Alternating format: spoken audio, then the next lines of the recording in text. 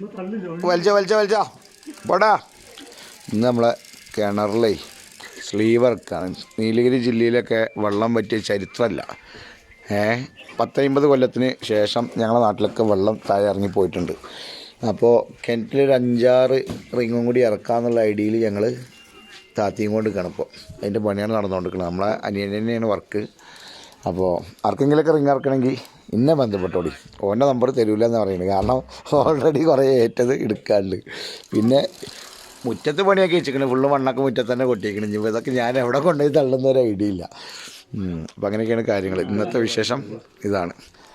വൽജാ നല്ല നയിപ്പാണ് കണ്ടാ, നമ്മളോടൊന്നും കഴിയില്ലേ. അപ്പോൾ ഷാബിയ എന്താ പറയാനുള്ളത്? ഒന്നുമില്ലല്ലേ? ഞാനല്ലേ മാറ്റേണ്ടത്. ഇനി ഇവിടുന്നാണ്ട് താപ്പിക്കാണ് പണി, മണ്ണ് മാറ്റൽ. അപ്പോൾ ഓക്കെ, 2 ദിവസം